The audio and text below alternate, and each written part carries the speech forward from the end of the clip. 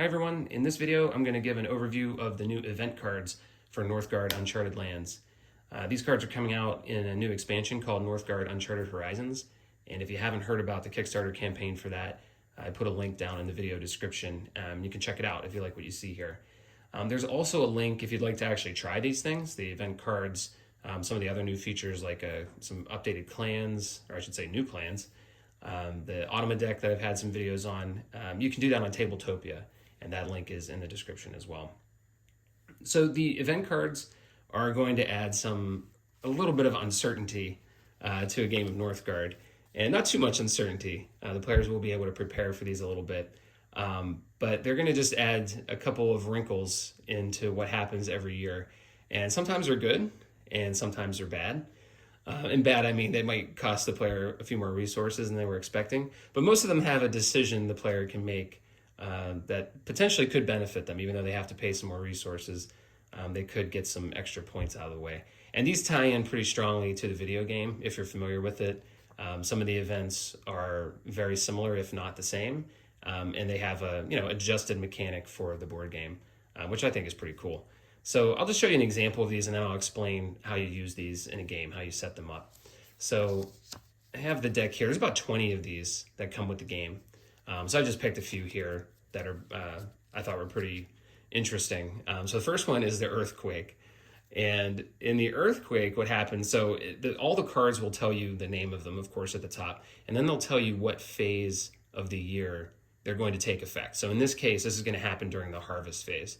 So the players, when this card becomes active, the players would play through the year as normal. But once they got to the time that they're going to harvest, then this card takes effect and they have to pay attention to what this says here. So it says after harvesting, each player will pay 1 wood for every territory they control with at least 1 building. For each wood paid, they're going to collect a fame point. And for each unpaid wood, they have to remove a building. And that will be a maximum of 1 building removed per territory. So depending on your situation with wood, this could be a pretty serious penalty. So if I look at the example board that I set up here, the two clans that are playing against each other, they effectively have buildings in all of their territories. So the Bear clan here has 1 building here, they have 2 buildings here, and 1 building here. And the Goat clan has a building in 4 different territories. So the Goat clan in this case is going to owe 4 wood. They have a building in 4 territories, and they would owe 1 wood for each.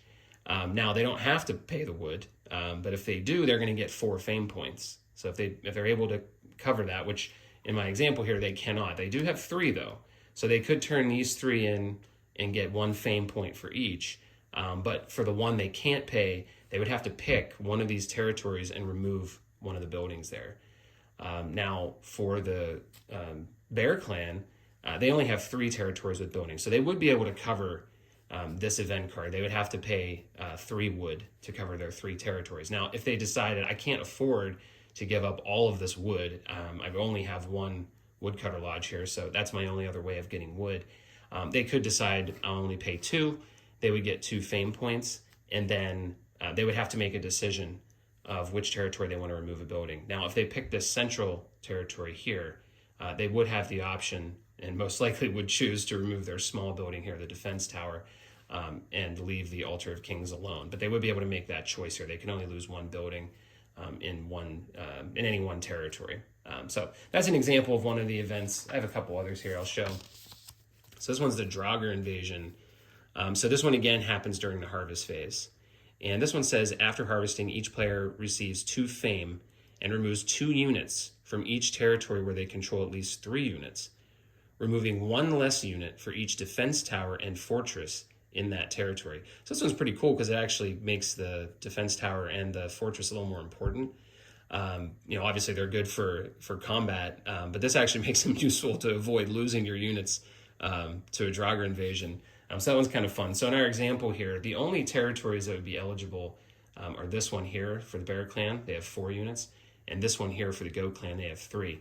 Now, wouldn't you know, they actually both have a defense tower in them. So in that case, they would only have to remove 1 unit each in this example. So normally, if, for example, this territory did not have a defense tower, if they just didn't have that at all, they would be required to remove 2 units from that territory. Now they would get 2 fame for doing that as part of the card, but they would have to remove these 2 units and they'd be left with just the 1 there. Now, because they did have the defense tower, they'll only be required to remove 1, but they'll still get the 2 fame for that. The same goes for the Bear Clan. They have the defense tower here, so they would only have to remove 1 unit as well as part of the Draugr invasion. So that's how that one works. Set that one down. Take a look at another one. So this one's a positive one. This is the God's Favor. Now you'll see this one here says it happens right at the start of the year. And it's pretty simple. Every player gets a lore. So this is a nice one that's just it gives you some extra stuff to make use of during the year. And this might not be the very first year. It definitely won't be the first year of the game, but it might not even be the second year.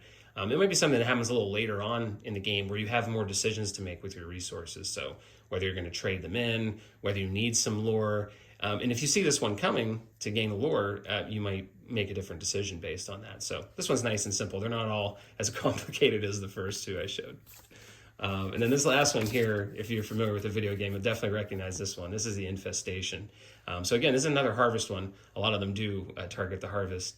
But this one says before harvesting, for each territory a player controls that's generating 2 or more resources, the players must either collect 1 food less and gain 1 fame or remove a unit from the territory. So basically, you got to make a decision between food, collecting 1 less food, or getting rid of a unit.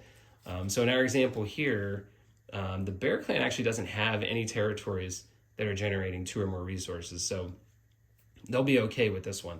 But the Goat Clan has 2, actually. They have both of these territories here that are collecting 2 resources. So they're going to have to decide between not collecting the food in 1 or both of these territories, or removing a unit. Now, the unit they have there, that's the only one they have. So effectively, they'd be losing control of the territory, and they'd be also giving up the wood, because this is happening before the player harvests. So if they remove a unit, they don't own this territory anymore. So this would be a really hard decision for the Goat Clan to make. I think in the example, because they have 3 food in their reserve, they're probably going to just they're probably going to take 2 less food and take the fame for that, and then just have to pay up their 2 food at winter. So they'll be left with 1 food, but that would be a pretty difficult choice to make depending on what's going on in the game. But I think maintaining control of those territories would win out in this example. But you can see some of these are going to be a pretty difficult decision to make for the player. And some of them can be pretty punishing, especially depending on the resource situation. If you're really struggling for resources, some of these events can be brutal for you. But I think they're really cool. They add a lot of variety to the game. I think sometimes, they can get a little bit predictable if you're pretty comfortable with exploring and building buildings and things like that. You just kind of get in a rhythm of, okay, I have this many units, I need this many resources for winter, or whatever it is I want to do the next year, and I'm pretty comfortable with that. These are going to throw things for a loop and throw a wrinkle into things and make you think a little bit more. Now, the reason you can think about it is because in the game, these are actually face up to a degree on the board.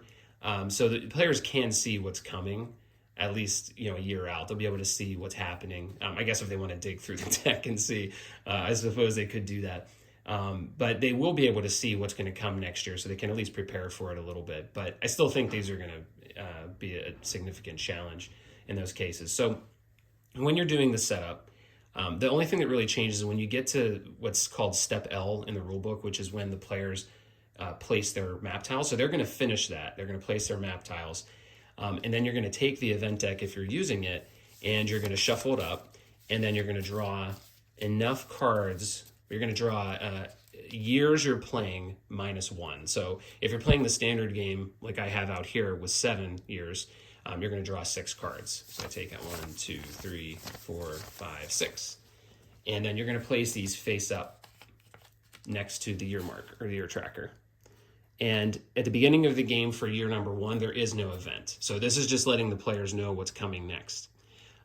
So let me reset this here. So this would be like at the beginning of the game. So the players have already set out their map tiles to start the game. which makes sense. They're not going to be able to choose based on the event. They don't know what's coming yet. So they'll put their map tiles out, put out their units, and then the event deck will be revealed. But for year one, there will be no event. So they don't have to worry about this blizzard, but they will know, just like in a video game, you will know in advance, okay, a blizzard's coming. You have a little bit of time to prepare for what this is going to require of you. So when you get to the end of the first year and you harvest and you're ready to move on to the next year, when you move the year tracker, you're going to take this event and you can figure out exactly where you would put this. I mean, I often put development cards here in front of the year tracker, but you could put this here, or maybe you just push this over and have like a little conveyor belt here. But this will become the active card. So this one here, let me show you for the blizzard. This one takes effect in winter. And this is going to make players pay additional resources when they pay their winter costs. So this will be the one the players know is active for year two. So when we get to winter in year two, you're going to activate that card. The players will then be able to see in the pile the card that will be coming for year three. So they'll be able to try to prepare a little bit more for that if possible, knowing that that's going to be coming in the future. But that's really it. That's the setup. You just shuffle those after the players put their map tiles out, flip them face up. You do the years -1. So if you flip the year tracker, if you were doing the longer game, where you just go to 10 years, you'd have 9 of these event cards in the pile. But that's it. You set them there. There's no event for year number 1. And after year 1, you start putting them out. And so in our example here, after year 2, this one would go away. We'd go to year 3, this one would come out, and we would know now what the year 4 event would be. And that's it. So like I said, I think these are cool. They add some variety to the game. These are compatible with the Automa. So if you play the solo mode, you can use the events. I think I mentioned in the other video that certainly ramps things up. These don't affect the Automa at all. So similar to the creatures and the unrest cards, these will not impact the Automa. So these are purely for you. So if you get lucky and you get some that give you bonuses, great. You'll get a little edge on the Automa. If you end up with some of the ones I showed at the beginning, you're going to have a hard time because you're paying even more resources and the Automa doesn't pay resources when it goes to winter. So it can definitely ramp up the challenge against the Automa. But yeah, I think they're great. A lot of variety, cool inclusion of the theme from the video game. So I like that. I think if you just want some unpredictability or just some twists to the game, and these are really simple to implement. So it's nothing like you have to really think about or really explain a ton of rules to everybody. It's just, hey, there's some cards out here. They're going to change things up for resources or how many units you have on the board or whatever. And it's just going to mix things up a little bit during the game. So I'm a big fan. I'm really looking forward to trying these out with some other players and see how they go. So hopefully this was helpful. Thanks a lot for watching.